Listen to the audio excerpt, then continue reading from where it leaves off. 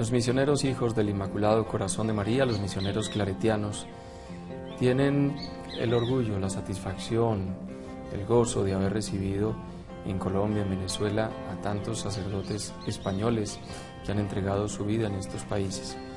Ya hemos contado la vida de algunos de ellos y hoy tengo el gusto de presentarles al padre que tiene incluso apellidos de un sacerdote nuestro en Colombia, que fue muy famoso, muy querido también, el padre García Herreros. Él es Crescencio García Herrero, sin la S. Pero sí, ¿sabía usted, padre, con el saludo nuestro, que tuvimos aquí un padre Rafael García Herreros también? No sabía, no sabía. Tuvo una obra muy bonita que se llamaba el Minuto de Dios, se llama todavía, el Minuto de Dios. El padre García Herreros tenía un minuto de televisión y con ese minuto en televisión hizo una obra gigante en toda Colombia, entregando casas a los más pobres. Pues usted tiene los apellidos parecidos y una obra también muy interesante, esta vez en nuestro hermano país Venezuela. Muchas gracias por recibirnos, padre, aprovechando la asamblea que se está realizando en Colombia. Con mucho gusto, cómo no. Ahora que me dices del padre García Herreros, sí vi en Venezuela alguna vez el programa. El Minuto de Dios. El Minuto de Dios. Sí. No sabía yo que era el paisano, digamos. No paisano de Paisa, de aquí, de Medellín, sino paisano de España. Sí. No era de España él propiamente, pero tenía los apellidos que lleva usted, García Herrero, pero con ese, García Herreros, que seguro tienen una raíz similar. Sí. Muy bien, padre, usted nace en Alcuetas, en León, en España, el 15 de junio de 1931. Correcto. Alcuetas, ¿qué significa Alcuetas? Alcuetas es un nombre árabe, porque por mi pueblo, Tosazona, estuvieron los árabes. Y Alcuetas es un nombre árabe que viene al y cueto. El al es el artículo y cueto es una altura, un altozano de no mucha altura, que en árabe es cueto. De ahí el nombre Alcuetas, porque el pueblo está pegado al cerro ese. Como un monte, como correcto, montaña, un monte. Como Picacho. Como aquí el Picacho. Como Picacho. En Alcuetas nació usted, ¿no? Alcuetas. Eso es tierra de santos. Tierra, está en el límite con tierra de santos.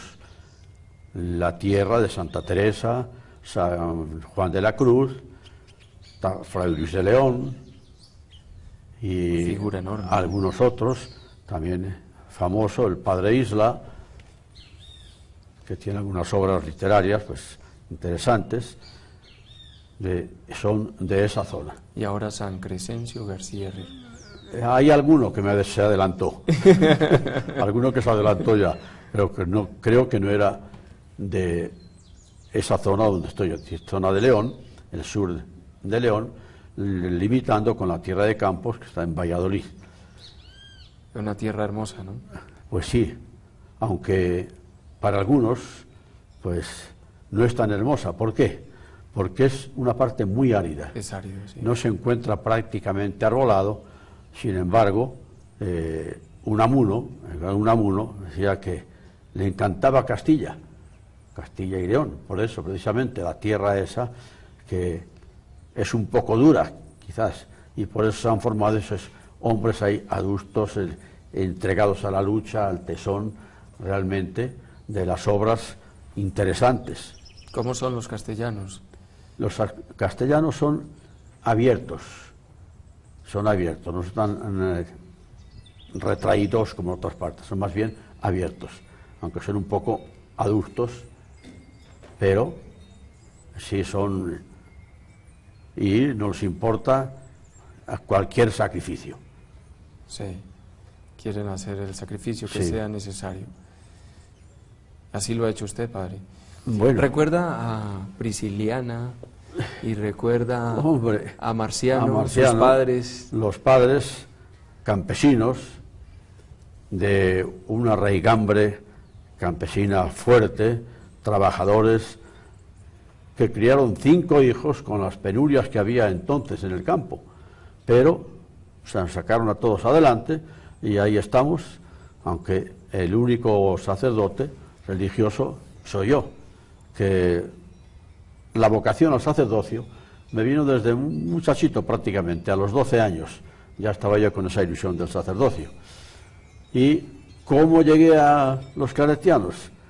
Eso casi para mí es misterioso, porque tenía ya prácticamente todos trámites hechos para ir al seminario de la diócesis de Astorga, una diócesis que hay en León, además de la de León está la diócesis de Astorga. Pues estaba preparado para eso. Y una vez, un tío mío, que tenía amistad con un claretiano, pues le dijo a este claretiano, pues mira, tengo un sobrino que quiere ser sacerdote. Dice, hombre, ¿quién es? Pues tal. Y me mandó una carta desde el seminario que teníamos en Segovia. Como no, me mandaron la carta que estaba en espera. Cuando me dijeron que quería ir, estaba ya todo el cupo lleno en el seminario. Entonces yo ya prescindí de aquello y estaba completamente olvidado de todo eso. Y al año siguiente me vino una carta precisamente del prefecto de los estudiantes, de los seminaristas de Segovia, indicando, esto me llegó el día 29 de junio, el día de San Pedro, y que tenía que estar en el seminario el día 16 de julio, la Virgen del Carmen. Y yo ni pensar siquiera ya en el seminario, ni en Segovia, ni nada de eso. Y me llegó esa carta, y sí, precisamente, recuerdo perfectamente como si fuese hoy, cuando me llegó la carta, que, bueno, pues a preparar todo para 2 semanas, 3 semanas que faltaban para ir al seminario. Y lo prepararon con todo lo que había, y allá me fui el día 16 en tren con mi madre que me acompañó y 2 tíos. El tío este que era conocido del claretiano y otro tío, un hermano de mi madre, que fueron los que me llevaron a Segovia. ¿Y qué decía la mamá? Pues la mamá, pues con esa angustia, bueno, pensando que se quedaba sin hijos. Pero no fue así, porque recuerdo ya de mayor, cuando yo iba a España de vacaciones, me decía ella, el hijo que tengo más cerca de mí eres tú precisamente, el que estás a 6.000 kilómetros de distancia. ¿Y por qué refería a esto? ¿Por qué lo sentía tan cercano?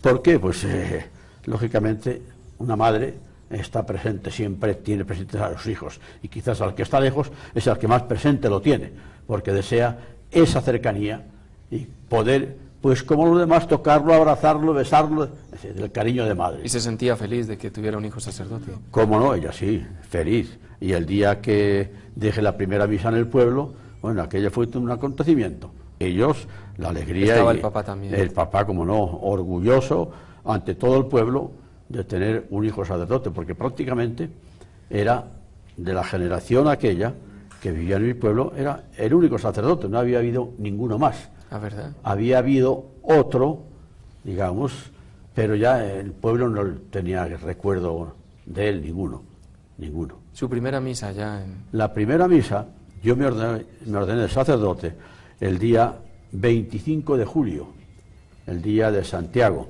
el apóstol Santiago. Y la misa en el pueblo, la primera misa, que me la prepararon con toda solemnidad, para el día 12 de septiembre. Querían que fuese una fiesta en el pueblo y no querían que fuese el día 8 de septiembre, que son las fiestas del pueblo. Dice, no, la fiesta de la primera misa de Crescencio tiene que ser solo, todo para él. Y la pusieron el domingo 12 de septiembre. ¿La primera y la última? No fue la última, porque la última fue cuando me destinaron a Venezuela al año siguiente. Entonces, en el mes de agosto, tuve también algunas misas allá en el pueblo, como despedida ya para venir para acá, que llegué a Venezuela el día 26 de agosto. Nos decía otro padre que la sensación en esa época era que se venía a América y casi prácticamente se pensaba que no se regresaba. No que se pensaba, sino que era la certeza. Definitivo, destino definitivo. Por eso, cuando veníamos para acá, se nos destinaban a cualquier parte del mundo, fuera de España, sobre todo a América, a Japón, a África, que eran los destinos principales, Filipinas, se nos cantaba lo que se decía el adiós del misionero, una canción, pues, ¿la recuerda? Realmente tengo algún recuerdo de ella. De las frases. Adiós, patria donde nací, patria donde aspiré, donde soñé, patria donde aspiré los sabores y olores de mi patria querida. Y se nos cantaba eso, y luego en la misa de despedida, que se imponía el crucifijo de misionero, que recuerdo que a mí, con el compañero que vino conmigo, el padre Julián Hernández, nos lo impusieron en el templo del Sagrado Corazón de María de Madrid, lo impuso el cardenal Larraona, cardenal claretiano. Arcadio Larraona nos impuso el crucifijo de misioneros ya como despedida de la patria para venir aquí, lo que se decía, a evangelizar. ¿Con qué misión lo enviaban a Venezuela, concretamente? La misión concreta me la dieron aquí al llegar en Venezuela. Venía con la misión de propagar el carisma claretiano y sobre todo propagar y conseguir vocaciones. Y para eso, aquí en Venezuela, me destinaron al Colegio Claret de Caracas. ¿Ya estaba el colegio? Ya estaba el colegio funcionando, aunque no como está ahora, lógicamente. Han pasado ya 54 años. De su llegada a de Venezuela. Mi llegada aquí. Llevo 55 de ordenado, va a ser el día 25 de este mes. Porque al año siguiente de ordenarme ya me destinaron para acá. Y lo único que ha sabido hacer usted, padre, es educar. No ha hecho... Prácticamente ha sido mi ministerio aquí exclusivo en Venezuela, porque estuve en el Colegio Claret de Caracas, al principio 34 años seguidos, luego me mandaron al Colegio Claret de Maracaibo, también ya como rector del colegio, y para cambiar el sistema que teníamos antes, que siempre el director del colegio era un claretiano. Por la falta de sacerdotes nativos y cosas de esas, pues se cambió el sistema y se creó lo que se llama el consejo directivo, siendo el claretiano, sí, el rector, con la figura del director del colegio, que era el que figuraba ante el ministerio, aunque lógicamente dependía todo del rector, el claretiano. Y la ida a Maracaibo pues fue precisamente por eso. Como en Caracas había implementado ese sistema de ya el consejo directivo con un seglar de director, pues mire, ya que tienes esa experiencia y resultó bien, vete a Maracaibo, que queremos hacer exactamente igual. Y así fue. Cambiamos también el sistema, pues se puso una directora del colegio seglar y quedando yo como rector del colegio. ¿Cuáles son los pilares de la educación claretiana allá en Venezuela? ¿Cuáles son los fundamentos? ¿Qué hace distinto al colegio claretiano de todos los demás colegios, incluso de otras congregaciones? No, el fundamento principal es precisamente la educación católica. Una educación católica fundada en los valores del Evangelio y tener como guía dentro de esa educación pues a los principios claretianos, al espíritu de Claret, el carisma de Claret, que le lleva precisamente, como decía Claret, mi espíritu es para todo el mundo, para todo el mundo. Entonces a nosotros ya se nos inculca en la carrera eso, que estamos en manos del superior general para que al terminar la carrera nos pueda mandar a cualquier parte del mundo a llevar el Evangelio apoyado y dirigido precisamente, fundamentado en la figura de Claret. Pero usted ahí en Maracaibo, en Venezuela y en Caracas, en el colegio, ¿le imprimía algún sello para que se distinguiera el colegio de alguna manera? Bueno, sí se distingue en ese sentido. Primero es por la fraternidad que reina en el colegio. Queremos una igualdad entre todos. Y, lógicamente, eso pues se lleva a la práctica con esos principios de igualdad de todos ante Dios, somos todos lo mismo, ricos, pobres, de cualquier estamento social que sea, que no haya división ninguna, que todos seamos como hermanos en Cristo, y para eso fomentarlo desde la educación. Eso es recuperar la dignidad humana. Correcto. Absolutamente. El vernos como hermanos, el vernos como iguales y el buscar que seamos reconocidos por lo que somos, como hijos de Dios, hijos de no Dios, por nada más. Y no tenemos distinción ninguna, ni de raza, o sea, ni de color, ni credo, porque yo en el colegio he tenido alumnos que son judíos, protestantes, evangélicos, y no ha habido problema ninguno, ni siquiera en las clases de formación religiosa, ni siquiera en eso. Tanto es así que recuerdo en Maracaibo, dos alumnos que había judíos eran los que más interés ponían en la clase de religión. Sí. De religión, y que era con de religión, católica. La religión católica, el Evangelio. Y cuando teníamos actos ya de culto, por ejemplo la misa, ahí se no nos obligaba a la misa. El que quisiera podía ir tranquilamente, se podía quedar. Sí les indicaba que me gustaría que estuviese en la primera parte de la Eucaristía, la parte, digamos, doctrinal, lo del Evangelio, hasta las historias del Evangelio, que eso es cultura, entonces esa cultura vale para todos.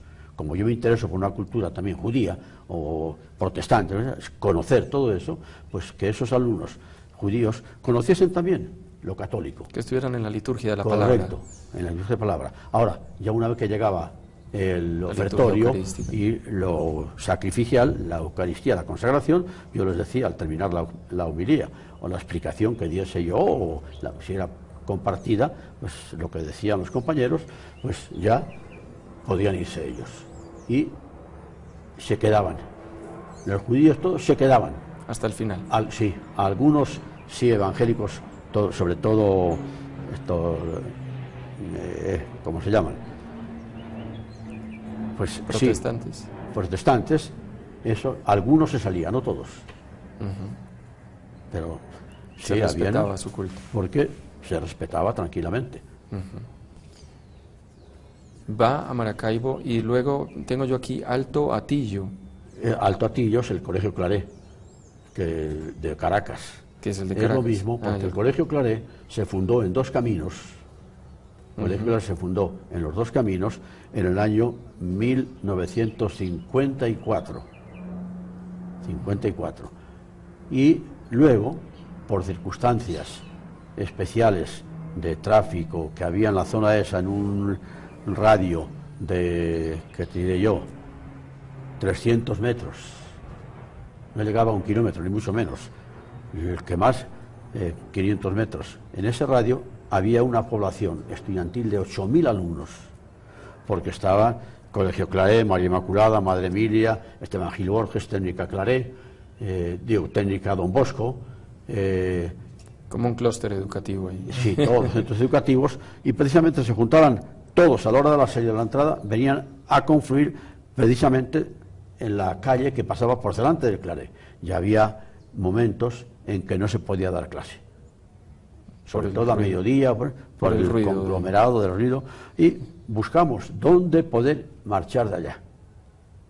Y nos fuimos al Alto Atillo, un colegio que estaba funcionando ya, era de unas monjas que estuvieron en ese colegio únicamente 6 años, porque ese colegio se fundó, creo que fue en el 68, y en el 74 fuimos nosotros, cambiamos a ese colegio. Lo vendieron con la fiebre aquella del Concilio Vaticano II, de la dedicación a los pobres, a los marginados. Esa zona era así, una zona de nivel social elevado, pues se marcharon de allá y lo pusieron en venta. Y cuando vimos eso, pues mira, es la ocasión para no tener que meternos en obras, lo compramos ya, pues hecho todo. Y por lo que vendimos el colegio de abajo de Dos Caminos, compramos el colegio del Alto Atillo. El colegio está a 1932 metros de altura. O sea, fresco. Fresquito como esto, estilo del Picacho. Y más tranquilo. Sí, allí no se oye nada, como aquí. Qué bien. Porque no pasa ninguna línea de autobuses, ni metros, ni nada de eso. Mejor para la educación y para la formación. Hay momentos en que no se oye absolutamente nada, y cuando no hay alumnos, estamos como aquí. Y cuando no se oye nada, se escucha a Dios. Esa es la cosa, es un lugar para contemplación. Padre, en Madrid tuvo un año sabático en el año 2005.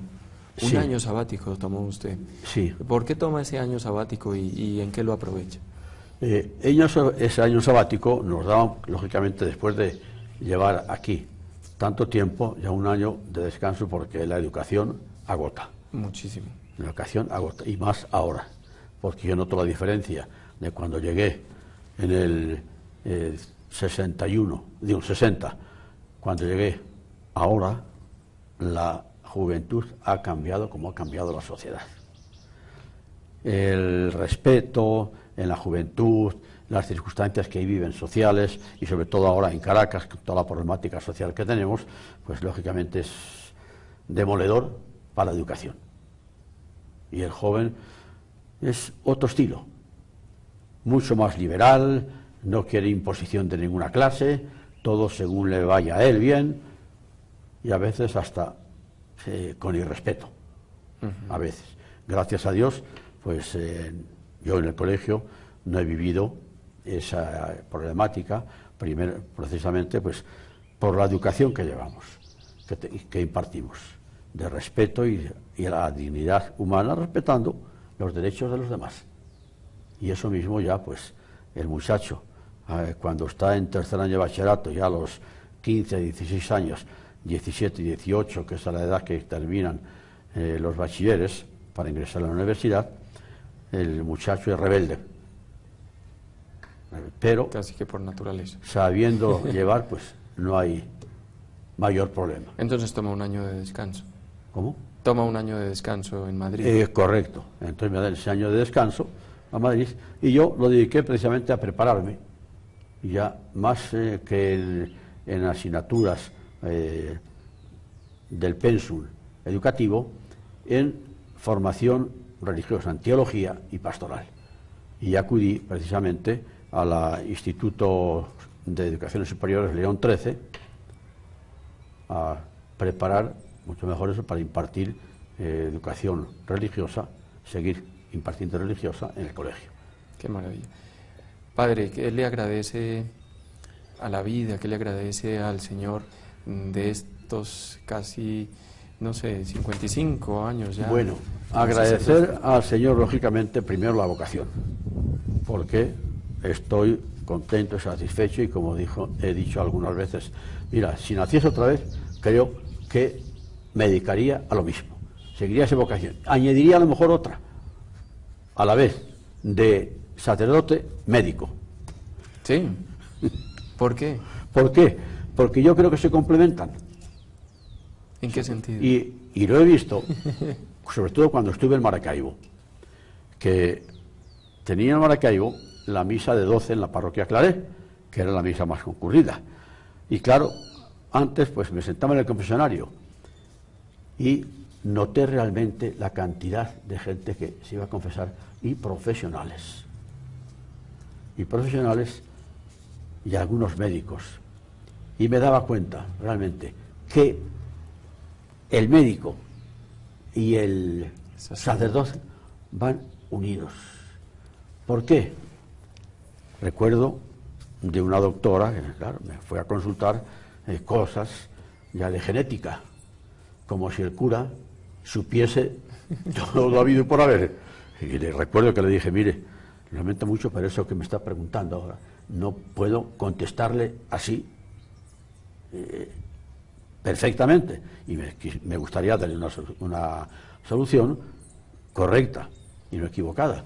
Y le dije, si quiere, en el Colegio Claret, ahí me encuentra usted a cualquier hora, y si va por la tarde mejor, porque estamos más libres de estudiantes, y allí le puedo ya resolver esos problemas que usted tiene. Entonces vi precisamente que se complementa. Se complementan, como a veces se complementa con el psicólogo, correcto, con el terapeuta de familia, porque a los sacerdotes les toca hacer misioneros casi que en todos los frentes, Sí. saber de todo, Sí, pero que son médicos del cuerpo y del alma. así Y es la están curándonos por dentro. sí. Pues Padre, le agradecemos mucho porque realmente ha sido eso. El trabajo educativo es sanador de una sociedad. Eso es un médico de la sociedad. El trabajo que usted ha ejercido en el colegio en Venezuela, en los colegios, no tiene precio. Sí. Lo que vale un sacerdote, y tal vez hemos perdido el valor por los maestros. Ustedes lo mantienen vivo, lo siguen recuperando, siguen resaltando la figura del profesor, y es realmente a quienes nos enseñan, a quienes debemos lo que somos en el futuro. Entonces, muchas gracias a usted por la sabiduría entregada a la educación de nuestro querido país hermano Venezuela. Pues muchísimas gracias y esperamos seguir, aunque ya la edad pues no es para estar peleando en un centro donde tiene uno a 1.300 jóvenes, pelear con ellos, más lo que significan los representantes hoy día, que son a veces los que más se oponen a algunas cosas dentro de los colegios. Sin embargo, la educación en religiosa, ahora en Venezuela, así como creo que aquí en Colombia, la educación estatal ha subido de alumnos, en Venezuela la educación estatal oficial está bajando tremendamente. Y van todos los que pueden y aunque hagan un esfuerzo sobrehumano, las familias quieren tener a sus hijos en colegios católicos. Qué bueno. Colegios, la educación privada. Que el Señor lo acompañe, Padre, en esa misión que todavía continúa. Espero que sea por muchos años, aunque, como te digo, la edad pues ya no acompaña eso. Seguro que sí. Está bien.